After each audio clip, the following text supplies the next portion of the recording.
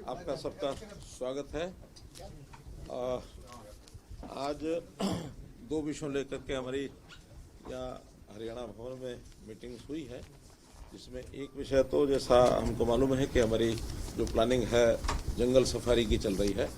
जंगल safari के विषय में लेकर के केंद्र सरकार की ओर से भी जो MOEF के अधिकारी होते हैं उनके साथ और हमारे टूरिज्म डिपार्टमेंट और हमारा जो फॉरेस्ट डिपार्टमेंट, उनको सबको लेकर के कई जो पेंडिंग इश्यूज हैं उसके ऊपर चर्चा होती है। तो आज कई चीज़ों को जो प्रोसेस में थी उसको थोड़ा गति देने के लिए आज हमने ये बैठक रखी थी। 10,000 एकड़ पर ये जो है सफारी के लिए जगह चिन्हित की गई है और उसमें कुछ फॉर्मेलिटीज़ हैं, खास करके कॉरपोरेशन गुरुग्राम, कॉरपोरेशन मानेसर और म्यूनिसिपैलिटी सोना, उनको कहा गया है कि 7 दिन के अंदर हम सारी फॉर्मेलिटीज़ पूरी करें। और आज उसका जो कंसल्टेंट्स जो हमने एंगेज किए हुए हैं उसमें से एक कंसल्टेंट ने अपनी सारी प्रेजेंटेशन भी दिखाई है कि किस किस प्रकार से क्या क्या वो डेवलप करेंगे, क्योंकि अभी PMC हमको तय करना है। दूसरी 2 PMCs आए हुए हैं, उसमें से एक हमने आज प्रेजेंटेशन देखी है, एक और देखेंगे, फिर दोनों में से जो भी अच्छा लगेगा उसको फाइनल करेंगे। लेकिन जो बताया गया उस कंसल्टेंट ने बहुत अच्छा विस्तार से और बहुत अच्छी जो वर्ल्ड स्पीशीज जितनी भी जू की होती हैं वो सब उन्होंने बताई क्या क्या कैसे कैसे करेंगे। और जो इंडिजिनस हमारे जो अपने देश के भी इस प्रकार के जो जंगल में पाए जाने वाले जितने भी स्पीशीज हैं जानवरों की, उनका भी अलग से सेपरेट उसमें रहेगा। और ये एजुकेटिव भी होगा और ये एक प्रकार से मनोरंजन भी होगा। हर दृष्टि से एक वर्ल्ड का सबसे बड़ा ये जंगल सफारी होगा। तो इस पर बहुत जल्दी काम शुरू करके, और हम समझते हैं कि जो हम 2 साल का हमने इसका टारगेट जो रखा है उसमें फेज़ 1 कम से कम कंप्लीट होगा, क्योंकि लंबा प्रोजेक्ट है, इसको 3 फेज़ में करके बनाया जा रहा है। तो फेज़ 1 इसका पूरा होगा, लोगों के लिए वो खोला जाएगा। इसी प्रकार जो दूसरा एक विषय तय किया गया है जो आज इसकी मीटिंग थी, वो है राखीगढ़ी म्यूजियम। जैसा हमको पता है कि राखीगढ़ी एक ऐसा स्थान है जो हमारी पुरानी सभ्यता एक्सकेवेशन के माध्यम से जो भी हमको मिली है, उस स्थान को सुरक्षित रखना, उसको विकसित करना, लोगों के विजिटर्स के लिए उसको खोलना, ये काम भी ASI के साथ मिल करके और हरियाणा सरकार कर रही है। उसके सबसे पहले तो डिज़ाइन वगैरह उसका जो ASI ने हमको बना के दिया है वो लगभग फाइनल हो गया। बाद में PMC उसका और बनाया जाएगा।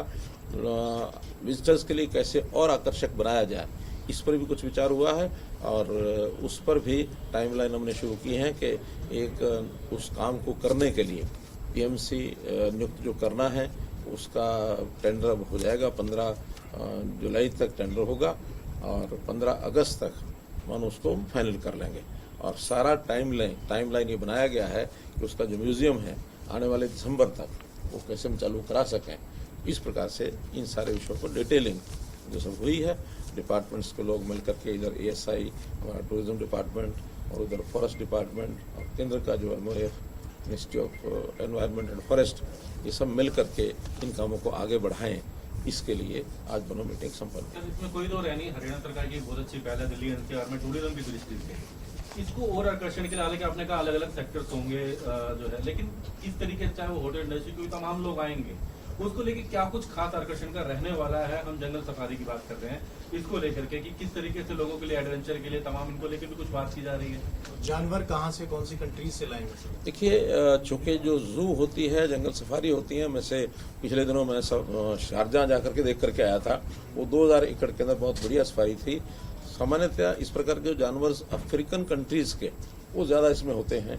फिर भी वर्ल्ड वाइड हमारे यहाँ के जो इकोलॉजिकल जो एटमॉस्फेयर जो यहाँ सर्वाइव कर सके, ऐसे सब जानवर वहाँ पर रखे जाएंगे। और वहाँ की जो एक कंडीशंस है इकोलॉजिकल, उन सब का अध्ययन सब चल रहा है। अब किस किस देश के कितने कितने आएंगे, जो कंसल्टेंट है वो सारे हमारे उन चीज़ों को तैयार कर रहे हैं। ऐसे ऐसे कंसल्टेंट भी हैं जो आज दिखा करके गए, उन्होंने लगभग 1000 के आसपास म्यूजियम जो सारे वर्ल्ड वाइड है ऐसे सब देखे हुए हैं, सब उनके कंसेप्ट क्लियर है। लेकिन जैसे ये आगे हमारा और यानी जो पीयर कंसल्टेंट तय होगा वो उसकी डिटेल बताएंगे। फिर उसमें जो भी हमारा स्थान है उसके ऊपर पानी की व्यवस्था कैसे होगी, मौसम कैसा है, कौन कौन से वहाँ से यानी लाए जा सकते हैं। कुछ माइग्रेटरी बर्ड्स पहले से आते हैं, जैसे सुल्तानपुर है, इसमें माइग्रेटरी बर्ड्स आते हैं। वहाँ भी अगर कोई लेक वगैरह इस प्रकार की व्यवस्था बनेगी, पानी का स्टोरेज अगर होता है, तो माइग्रेटरी बर्ड्स का भी एक अपने आप में सारा विषय होगा।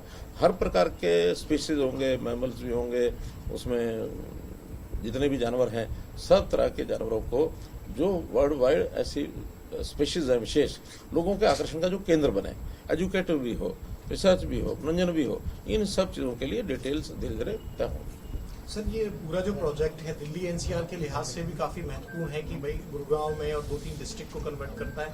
दो बड़े मोटिव इससे क्या क्या हल होंगे? हमको जो बाहर से नजर आता है कि भाई पर्यावरण में वो एरिया उससे सेफ हो जाएगा और टूरिज्म के लिहाज से भी इसकी एक अलग पहचान बनेगी। टूरिस्ट बहुत आएगा और अध्ययन के लिए जो हमें बताया, इस प्रकार के लोग जो हैं रुचि रखने वाले, ऐसे जो भी सफारी पार्क होते हैं वो वर्ल्ड वाइड लोग जाते हैं, उनका अपना एक अध्ययन करने की रुचि होती है। और इस प्रकार की जो स्पीशीज हैं जो विलुप्त होती जा रही हैं, उनको बचाने के लिए भी एक इस प्रकार के केंद्रों का उनको सेफ सुरक्षित रखने के स्थान होते हैं। वरना बहुत ऐसी स्पीशीज हैं जो इतिहास में तो मिलती हैं, अब प्राय लुप्त होती जा रही हैं। तो ऐसे लुप्त होने वाली जो प्रजातियां हैं उनको इन जू के माध्यम से भी बचाया जा सकता है, उनको लोगों को दिखाया जा सकता है। करनाल में एक कुएं की तस्वीर आई थी, कुआं काफी पुराना था, तो कई हरियाणा की जो धरोहर जो आप लोगों की मुहिम है उसको बचाने की 2-3 जानकारी आपके संज्ञान में भी सर आई होगी।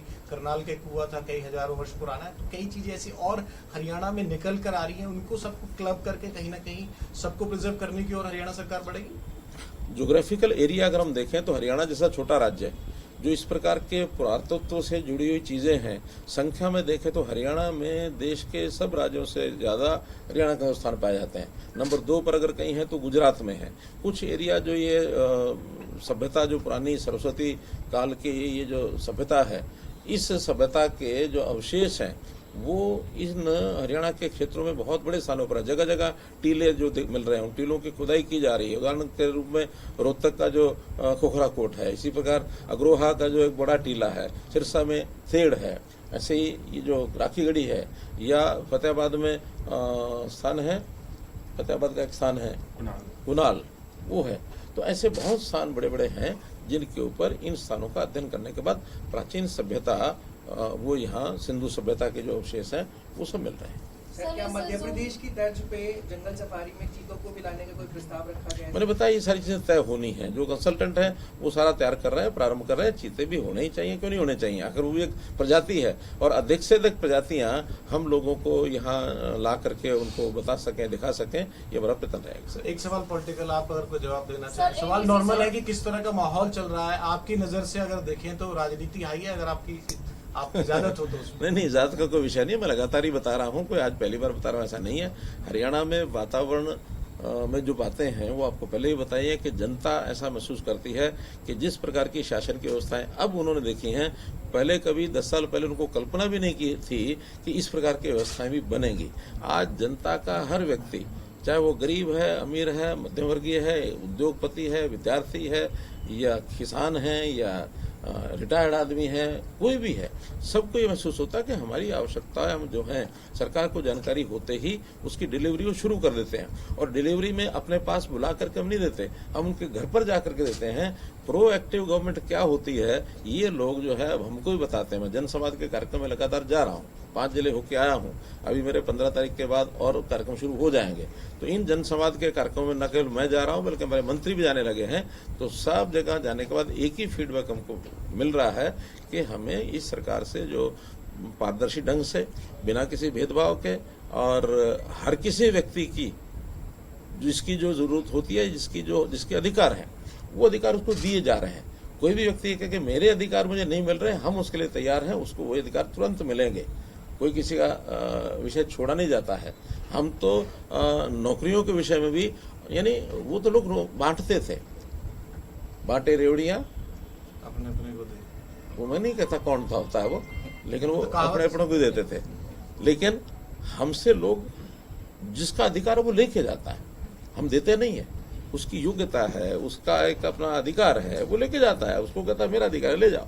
हम किसी के अधिकार को उस तक पहुंचाएंगे, दूसरे के अधिकार में हनन होने नहीं देंगे, यही हमारी विशेषता है। Thank you sir.